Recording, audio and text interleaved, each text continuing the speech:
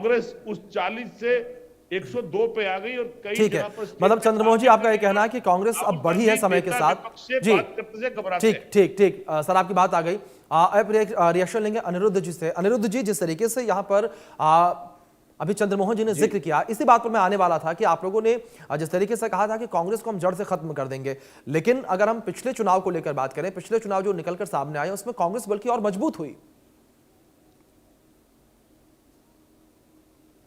अभिषेक जी, जी कांग्रेस को, भारतीय जनता पार्टी को जड़ से खत्म करने की जरूरत नहीं है। कांग्रेस ऑटोमेटिक खत्म होती चली जा रही है। आप ये देखिए कि 1989 से इनकी नीतियों की वजह से। मेरी आवाज साफ आ रही है? हाँ जी, आप कहिए अपनी बात अनिरुद्ध जी। जी जी, 1989 के बाद से कांग्रेस आज भी बहुमत की स्थिति में नहीं पहुंची है। खुद अपने बल पे बहुमत में तो आ ही नहीं रही है। क्यों नहीं आ रही है, इसकी गहन चर्चा कांग्रेस को खुद करना चाहिए। भारतीय जनता पार्टी की जिम्मेदारी ये नहीं है, क्योंकि आप देखिए कि 2014 के बाद की स्थिति को देखिए। जहां देश प्रगति के पथ पर चल रहा है, वहां राहुल गांधी जी 3 काम बढ़िया कॉन्टिन्यूअस करते हैं। पहला काम करते हैं कि जैसे संसद सत्र शुरू होने को होगा, कोई एक फेक नैरेटिव, एक फेक मुद्दा लेके आएंगे, ताकि जनता के पैसों से जो संसद चल रही है, जनता के मुद्दों को और जनता के हितों की चर्चा होनी है, उसको वहां पे क्योस क्रिएट करेंगे। उसके बाद में बाहर चले जाएंगे। बाहर कहां जाएंगे? जॉर्ज सोरेस की किसी फंडेड यूनिवर्सिटी में जाएंगे और वहां देश विरोधी बात करेंगे। उसके बाद जैसे लौट के विदेश से आएंगे, ये मैं नहीं कह रहा हूं, भारतीय जनता पार्टी नहीं कह रही है, इनके नेता कह रहे हैं, शशि थरूर यानी कि इनके संगत, इनके अब ये क्या कहते हैं, लेफ्ट के जो सांसद हैं जॉन ब्रिटास, वो कह रहे हैं, या उमर अब्दुल्ला कह रहे हैं, अभिषेक बनर्जी कह रहे हैं, इंडिया अलायंस, इनके तमाम पार्टनर कह रहे हैं कि आपकी जो काम करने का तरीका, देश विरोधी बयान देना, उसके बाद में संसद ना चलने देना, फिर लौट के आएंगे कोई न कोई कियोस्क करेंगे। 3 काम इनका। तो बताइए जनता इनको वोट कहां से देगी? और दूसरी बात, मैं अभी कांग्रेस प्रवक्ता की बात मैं सुन रहा था, विकसित भारत गारंटी रोजगार आजीविका मिशन फॉर ग्रामीण के लिए उन्होंने चर्चा किया, क्योंकि राम तो कण कण में है। राम का नाम जैसे आ जाता है तैसे इन लोगों को लगता है कि नहीं कुछ आ गया है, कुछ हो गया है। लेकिन एक चीज ये बताइए कि महात्मा गांधी के विचारों को, सिद्धांतों को और उनके दर्शन को मानने वाले आदरणीय मोदी जी हैं या कांग्रेस है? भाई 1948 में महात्मा गांधी जी ने यह कहा था कि अगर देश आजाद हो गया तो कांग्रेस की कोई आवश्यकता नहीं है। और महात्मा गांधी के आदर्श क्या थे? राम थे। राजघाट पर हे राम लिखा हुआ है, उनकी रामराज की परिकल्पना थी। लेकिन उसी राम के खिलाफ इन्होंने वकील खड़े कर दिए थे कोर्ट में, कहा राम का अस्तित्व नहीं है। महात्मा गांधी का अगर आदर्शों को सही ढंग से पालन करने वाले तो केवल मोदी जी हैं। स्वरोजगार की बात करिए, स्वच्छ जल की बात करिए, रोजगार की बात करिए, ग्राम विकास की बात करिए, वो तो केवल मोदी जी कर रहे हैं। ठीक है ठीक है ठीक है अनिरुद्ध जी, आपकी बात है। ठीक है चंद्रमोहन जी, जल्दी से अपनी बात कंप्लीट करिए, इसके बाद मुझे अब्दुल जी के पास जाना और 3 मेहमान और बचे हैं। मेरे मित्र ने, वैसे तो मैंने 2 बातों का जवाब देता, लेकिन मैं राम कण-कण पे उस पे जवाब देता हूं। बिल्कुल राम तो कण-कण में अनिरुद्ध जी। तभी तो आपके, मेरे देश की अगर हिंदू बच्ची का बलात्कार आपके नेता करे तो आपका कण-कण बोलता नहीं, आपका रोम रोम नहीं बोलता। अंकिता भंडारी याद है आपको? उन्माव की बेटी याद है आपको? अभी मध्य प्रदेश की एक पुत्री याद है जिसका बलात्कार करने के बाद वीडियो वायरल हो रहा है? राम कण-कण में है, रोम रोम में है, लेकिन वो राम जो है उनका खून खोलता है जो आपको देखते हैं। चलिए ठीक है, ठीक है चंद्रमोहन जी, ठीक है आपकी बात आ गई। 30 सेकंड दिया सर मैंने आपको। एक रिएक्शन पहले लेते हैं सबके, ठीक है चंद्रमोहन जी, ठीक है लौटूंगा, एक रिएक्शन ले लेते हैं पहले सबके, उसके बाद मैं लौटूंगा आपके पास। अब्दुल हमीद जी, मैं आपका रुख करूंगा। अब्दुल साहब, अगर बात मुस्लिमों को लेकर करें तो यह भी कहा जाता है मुस्लिम नेताओं की तरफ से कि मुस्लिम जो है कांग्रेस से अपना भरोसा खो चुके हैं। अगर ऐसा है तो क्यों? देखिए ऐसा नहीं है। ये बाबरी मस्जिद प्रकरण के बाद जो लोगों का मूड बना, उससे कहीं न कहीं जो है वो कांग्रेस से लोग दूर हुए, मुस्लिम जो है। लेकिन यह है कि जब देखा गया कि जो है सांप्रदायिक जो है शक्तियों ने वातावरण बनाने के लिए जो कुप्रयास किया था, उसमें कांग्रेस का दखल कम है और सांप्रदायिक तत्वों का ज़्यादा है। तो अब लोग जो है दलित हैं या मुस्लिम है या अन्य समुदाय के लोग हैं, वो लौट रहे हैं, लेकिन ये लौटना जो है वो बहुत स्लो है। ऐसा कहना जो है कि जैसे नरेंद्र मोदी जी ने कांग्रेस मुक्त भारत की बात जो कही थी, तो हमको लगता है कि उसमें जो है उनकी बात जो है वो सही और सिद्ध जो है नहीं हो रही है, बल्कि जिस तरह लोकसभा के चुनाव में कांग्रेस की सीटें बढ़ी है, खास तौर से यूपी वगैरह में, तो आप ये नहीं कह सकते कि कांग्रेस जो है वो समाप्ति की ओर जा रही है। लेकिन यह है कि जिस तरह की वापसी हो रही है वो बहुत ज़्यादा जो है वो स्लो है। और राहुल गांधी और कुछ जो है नेता जो बहुत जो है स्पष्ट रूप से बातें रखते हैं, और अन्य कांग्रेस के नेता जो है वो कहीं न कहीं जो है वो भाजपा की जो है पिच पे खेलने के जो है वो समर्थक जो है वो नज़र आते हैं। तो जब दोनों लोगों को ये लगता है कि ये जो है दोनों अलग अलग क्लियर मामला नहीं होगा भाजपा और कांग्रेस का या अन्य पार्टियों का, तब तक जो है वो कांग्रेस की तरह उस तरह वापसी नहीं होगी जो जहां तक जो है आज जो है भाजपा जो पहुंच चुकी है। दूसरी बात यह है कि जो रीजनल और क्षेत्रीय पार्टियां हैं उनका प्रभाव जो है वो कहीं न कहीं जो है वो बढ़ा है, उसकी वजह से जो है वो कांग्रेस जो है उतना जो है वो आगे नहीं बढ़ पा रही। जैसे बंगाल में तृणमूल है या बिहार में जो है जनता दल यूनाइटेड और राष्ट्रीय जनता दल है, या यूपी वगैरह में जो बहुजन पार्टी और बहुजन समाज पार्टी और समाजवादी है। तो अन्य जो है जो क्षेत्रीय दलों ने जो है आगे बढ़कर जो अपनी बात रखी है, तो उससे कहीं न कहीं जो है और मतलब अब्दुल साहब ये माना जाए कि जो कह सकते हैं कि मुस्लिम अभी भी कांग्रेस के साथ कहीं ना कहीं हैं, लेकिन यहां पर जो क्षेत्रीय पार्टियां हैं उनका वर्चस्व कह सकते हैं, उनके साख कह सकते हैं बड़ी है, इस वजह से कुछ वोट जो है वो इधर उधर जरूर हुए हैं। लेकिन विक्रम गोस्वामी जी मैं आपका रुख करूंगा, विश्व हिंदू महासभा से महासंघ से जिस तरीके से आप जुड़े हुए हैं, एक जो आरोप कांग्रेस के ऊपर लगते हैं उस आरोप का जवाब आप ज्यादा सही तरीके से दे पाएंगे। कांग्रेस के ऊपर हिंदू विरोधी होने के आरोप सबसे ज्यादा लगते हैं, आपको क्या लगता है किस वजह से कांग्रेस के ऊपर ये आरोप सबसे ज्यादा लगाए जाते हैं? देखिए, कांग्रेस ने हमेशा से हिंदू विरोध की बात की है जी। अगर हम बात करते हैं किस तरीके से उनके विरोध के प्रकरण को देखते हैं, राम सेतु को तोड़ने की परियोजना कांग्रेस की सरकार में बनाई गई और उस पर काम किया गया। अगर हिंदूवादी संगठन एकत्रित नहीं होते तो शायद वो उस काम में कामयाब भी हो जाते। राम मंदिर का विरोध ये लोग करते हैं। उसके बाद आज एक योजना जिसका नाम परिवर्तित कर लोगों को अधिक लाभ देने का काम नरेंद्र मोदी जी की सरकार कर रही है, उसमें केवल राम शब्द इनको दिखता है।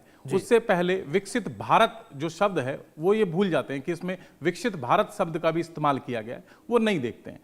आज कांग्रेस अगर हास्य पर है तो वो केवल राम विरोध के चलते हैं, क्योंकि इनका जो राम विरोध है कि भगवान श्री राम के हर उस नाम से, हर उस काम से, हर उस मंदिर से विरोध करना, वो कहीं ना कहीं ये हास्य पर आने का प्रमुख कारण यही है। जिसने भी भगवान श्री राम का विरोध किया है उसका हर्ष यही हुआ है कि वो बहुत अच्छे सत्ता में समय तक टिके और उसके बाद आज वो इस मुकाम पर आ गए हैं कि वो सत्ता में कहीं भी नहीं है, किसी भी स्टेट में वो अपनी सरकार खुद से नहीं बना पा रहे हैं। जी ठीक है। मैं रुक करूंगा अब दामोदर यादव जी का, जो कि प्रेसिडेंट हैं दलित पिछड़ा समाज संगठन से। यहां पर दामोदर जी, एक बात जो कही जाती है कि दलित कांग्रेस से दूर हो गए, क्या लगता है आपको, क्या वजह रही दलितों के कांग्रेस से दूर होने की? देखिए पांडे जी, सबसे पहले तो मैं आपको ये बताऊं कि दलित पिछड़ा समाज संगठन के अध्यक्ष के नाते आपने इनवाइट किया है, लेकिन मैं आजाद समाज पार्टी भीम आर्मी का भी राष्ट्रीय कोर कमेटी का मेंबर हूं, और चूंकि खुद पिछड़ा वर्ग का हूं और एससी के लोगों की, एसटी के लोगों की लड़ाई लड़ता हूं, उस नाते मैं ये बात जानता हूं कि मध्य प्रदेश से लेके पूरे देश में जब भी एससी एसटी ओबीसी के लोगों पे कोई भी किसी प्रकार का जुल्म जास्ती होती है तब कांग्रेस चुप रहती है। दूसरा, संविधान की किताब लेके राहुल गांधी जी जरूर चलते हैं, जगह जगह दिखाते हैं, उसके नाम पे वोट लेने का काम करते हैं। लेकिन आपने देखा होगा धीरेन्द्र शास्त्री नामक एक आडंबरी पाखंडी बाबा अभी निकले थे गैर संवैधानिक यात्रा को लेकर, जिसमें वो मांग कर रहे थे कि देश को हिंदू राष्ट्र बनाना है। तब कांग्रेस चुप रहती है, मौन रहती है ऐसे मुद्दों पे। तो संविधान को बचाने की बात हो तो कांग्रेस चुप, अल्पसंख्यकों के अधिकार की बात हो तो चुप हो जाती है कि कहीं ऐसा ना हो कि मुस्लिम का टैग हमारे ऊपर लग जाए। दलित पिछड़ों की बात हो तब कांग्रेस चुप हो जाती है। इसलिए देश की 85% आबादी का मोहभंग कांग्रेस से हो रहा है, इसलिए कांग्रेस का डाउनफॉल हो रहा है। और मैं समझता हूं कि कांग्रेस में कोई सुधार की गुंजाइश अभी भी दिखाई नहीं दे रही है, इसलिए ये कांग्रेस भारतीय जनता पार्टी का मुकाबला करने में मुझे सक्षम दिखाई नहीं देती। जहां तक वो स्कीम की आप बात कर रहे थे, चूंकि मैं गाड़ी में हूं, काफी देर से रुका हुआ हूं, तो इसलिए मैं अपनी बात पूरी रख दूं कि आप एक स्कीम की बात कर रहे हैं कि उसका नाम बदल के राम रख दिया। ये बीजेपी के प्रवक्ता भी बोल रहे थे, अनिरुद्ध जी, मेरे ख्याल से। देखिए, मैं बड़े स्पष्ट तौर पे कहता हूं कि राम को इस देश में मर्यादा पुरुषोत्तम भगवान के रूप में पूजा जाता और माना जाता रहा है।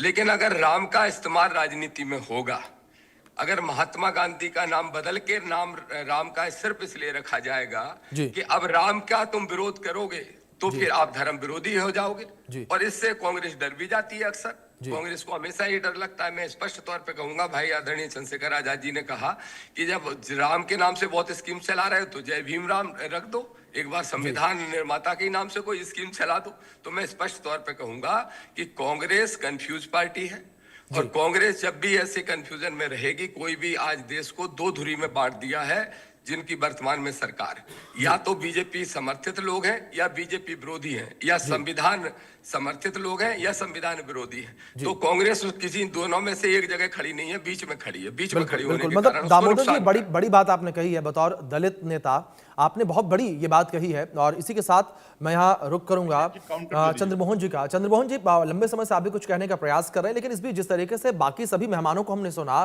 तो ये बात बड़ी गंभीर निकलकर सामने आई, जिस तरीके से यहाँ पर जिक्र किया दामोदर जी ने कि दलित जो है वो भी कांग्रेस से नाराज हैं। और दलितों का नाराज होना, क्या यही कारण आप मानते हैं कि इस तरीके से कांग्रेस जो है वो अपने बलबूते पर सरकार लंबे समय से केंद्र में नहीं बना पाई?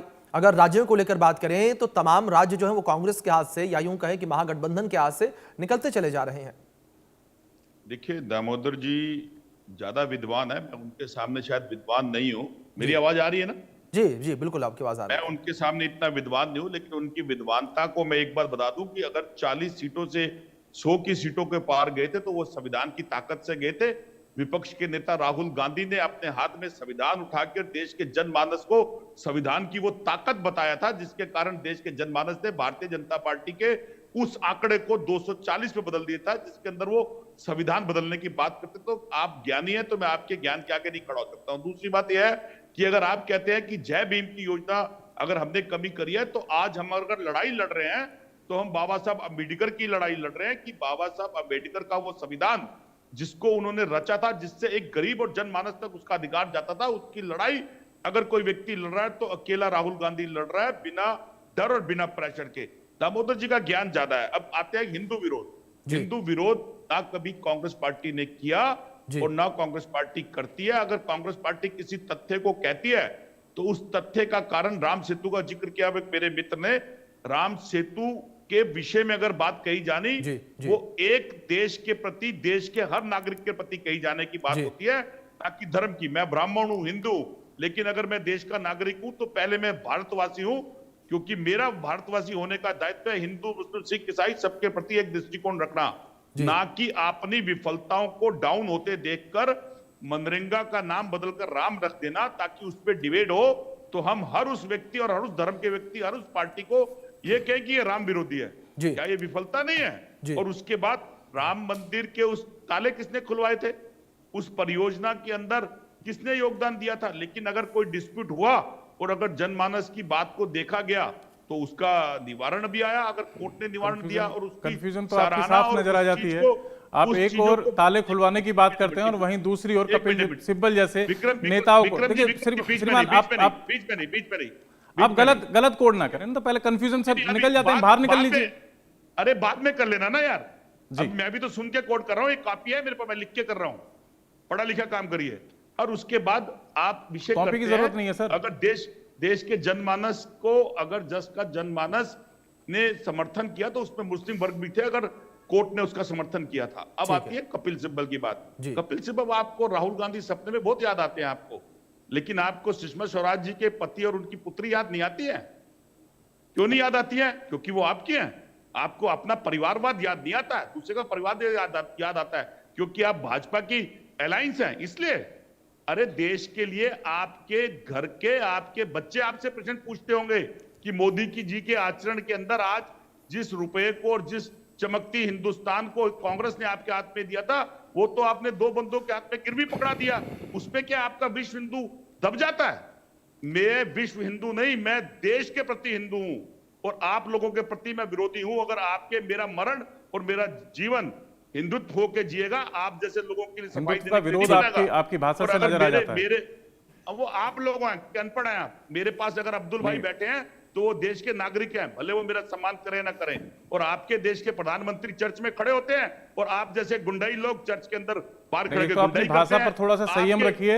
ये गुंडाई जैसे शब्द का इस्तेमाल आप जैसे लोग ना करें तो ज्यादा अच्छा है, क्योंकि हमें आपके चरित्र के बारे में बहुत अच्छे से मालूम है कि आज से पूर्व में क्या क्या आप लोगों ने काम किए हैं। अपना वस्त्र डाला हुआ है, राजनीतिक के दान के ऊपर आपको चमकाना जरूरी है। सच को सच कहने का साहस शायद आप में होता तो आप सच को सच कह पाते। झूठ की राजनीति से बाहर निकलकर सच को सच कहने का साहस पैदा कीजिए। जिस दिन कांग्रेस सच को सच कहने लगेगी उस दिन शायद हो सकता है कुछ प्रतिशत वोट का आपका बढ़ जाए। चलिए ठीक है, यहाँ पर अपनी बात जिस तरीके से चंद्रमोहन जी आपने भी रखी, अनिरुद्ध जी का आरोप करूंगा मैं। अनिरुद्ध जी, जिस तरीके से कई आरोप आप लोगों के ऊपर भी इस वक्त लग रहे हैं, दलितों के सम्मान की बात कही जाती है, और जिस तरीके से चंद्रमोहन जी ने भी जब पहले उनसे बातचीत हो रही थी उस वक्त भी ये मुद्दा उठाया था कि आप लोग दलितों के सम्मान की बात करते हैं, इसके बाद फिर हाथरस और उन्नाव जैसे मामले निकलकर सामने आते हैं, और जब ऐसे मामले निकलकर सामने आते हैं फिर आप लोग चुप हो जाते हैं। जी अनिरुद्ध जी। अभिषेक जी, अभी चंद्रमोहन भाई बात कर रहे थे जिस तरीके से डिबेट भी ये चिल्लापो कर रहे हैं, आप ये देखिए कि अगर इस ऐसी स्थिति में कांग्रेस पूरे देश में काम कर रही है, हर किसी का चरित्र हनन कर रही, हर किसी के ऊपर आरोप लगा रही, उसकी वजह से कांग्रेस की दुर्गति हो रही है।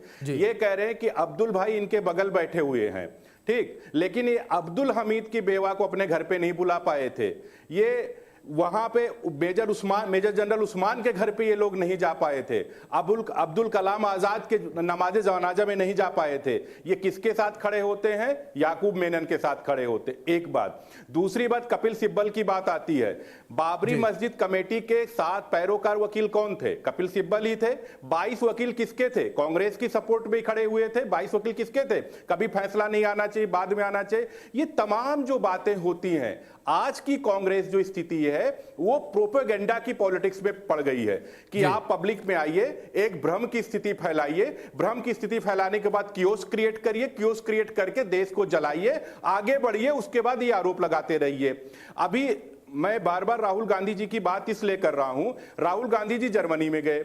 जर्मनी में पता है, सैम पित्रोदा जो इनके पिताजी के एडवाइजर थे, उन्होंने कहा कि राहुल गांधी जी की जो कांग्रेस है ये ग्लोबल एक प्रोग्रेसिव अलायंस का पार्ट है, और वो ग्लोबल प्रोग्रेसिव अलायंस जो है भारत के विरोध में तमाम दुष्प्रचार विदेशों में करती है। उसके बुलावे पे जर्मनी में गए थे, और जिस यूनिवर्सिटी में गए थे, जॉर्ज सोरेस का यूनिवर्सिटी है, जॉर्ज सोरेस के बारे में भारत विरोध सबको पता रहता है। एक बात। दूसरी बात, अगर मुझे आप 10 सेकंड का समय दें तो बीबी जी राम जी के बारे में थोड़ा बताना जरूरी है, क्योंकि ये प्लेटफॉर्म बहुत अच्छा है और कांग्रेस के लोग इसमें भ्रम फैलाते हैं। जी, जो मनरेगा मनरेगा के पहले नरेगा था, नरेगा के पहले क्या था? जवाहरलाल नेहरू जी के नाम पे था, लेकिन कांग्रेस के लोग ने जवाहरलाल नेहरू जी के नाम को हटा दिया। क्या जवाहरलाल नेहरू जी से इनका प्रेम नहीं था? और इन्होंने महात्मा गांधी जी का नाम कब जोड़ा? पहले जवाहरलाल नेहरू जी के नाम, फिर नरेगा के नाम, फिर मनरेगा का नाम, महात्मा गांधी का नाम जब जुड़ा, जब 2009 का चुनाव था। लेकिन आज की स्कीम जो है, परिस्थितियां क्या है, देश बदल रहा है। आज गांव के जी अनिरुद्ध जी, बात 10 सेकंड का समय दे दीजिए बस। जी बिल्कुल। आज गांव में देखिए 2025 का भारत है, जहां पे हर गांव में 2.5 लाख गांव में सड़कें पहुंच गई हैं, ऑप्टिकल फाइबर पहुंच गया है, बैंक पहुंच गई, ये सारी सुविधाएं, हर घर को नल से जल मिल रहा है। तो वहां पे और चीजों का होना आवश्यक है, लेकिन ये लोग कीपैड वाले फोन के जमाने की हमेशा बात करेंगे। आज अगर आप देखिए ये मनरेगा स्कीम क्या थी? डिमांड टू ड्रिवन स्कीम थी, यानी कि कोई व्यक्ति अगर गांव की ग्रामीण अर्थव्यवस्था में अगर उसके पास काम नहीं होता है तो उसको 100 दिन तक का रोजगार काम मिल सकता था, यानी कि 100 दिन तक का काम दिया जा सकता था। आज वो काम बढ़ के हो गया 125 दिन तक। ये लोग कह रहे हैं कि 60 दिन, यानी कि कटाई और बुआई के समय का जो काम है उस काम को क्या है कि लोगों से छीना जा रहा है। शरद पवार जी ने जनवरी 2011 में डॉक्टर मनमोहन सिंह जी को पत्र लिखा था, कटाई और बुआई के समय की जो समय है वो पूरा का पूरा उस समय पर मनरेगा स्कीम के थ्रू लोगों को रोजगार ना दिया जाए, लेकिन आज केवल 60 दिन का समय। मैं छोटा सा एग्जांपल लूंगा क्योंकि राहुल गांधी जी को खेत के बारे, किसान के बारे में नहीं पता। आज अगर उत्तर भारत में गन्ने की कटाई चल रही है, गेहूं की बुआई चल रही है, आलू की बुआई चल रही है, जो भाई मनरेगा में जिनके पास काम नहीं, अगर मनरेगा में जुड़े हैं, अगर उनको इन 60 दिनों में, चाहे वो धान के समय चाहे गेहूं के समय, उनको अतिरिक्त काम किसानों के यहां मिल जाता है 60 दिन का। 125 दिन काम वो मिला, 60 दिन का काम ये मिला, 185 दिन का काम मिल गया। एक बात 60-40 को फार्मूला बताता हूं। 60-40 जितनी भी केंद्र की स्कीम चलती है उसका बेसिक परमिसेस होता है 60-40, चाहे आयुष्मान की योजना हो, चाहे योजना नल से जल की योजना हो, चाहे अमृत भारत योजना हो, सब में 60-40 होता है। 60%। मतलब अनिरुद्ध भाई ये कहा जा सकता है कि समय के साथ बदलाव, जो आपने कहा कि समय के साथ बदलाव जरूरी था, वो बदलाव किया गया। चंद्रमोहन जी, मैं आऊंगा आपके पास। एक रिएक्शन यहां पर मैं अब्दुल हमीद जी का लूंगा, मैं लौटूंगा सर। एक रिएक्शन अब्दुल हमीद जी का लूंगा, उसके बाद मैं आऊंगा एक बार। अब्दुल हमीद जी, जिस तरीके से यहां पर कांग्रेस के पतन को लेकर बात हुई, जिस तरीके से उदित राज का बयान भी सामने आया, कांग्रेस बूढ़ी हो गई, तमाम बातें कही गई, इस बीच क्या AIMIM जैसे जो संगठन है वो जिस तरीके से खड़े हुए, जैसे आपने पहले भी बात में जिक्र किया, क्या उस वजह से कांग्रेस की विफलता जो है ज्यादा देखने को मिली? जो मुस्लिम वोट है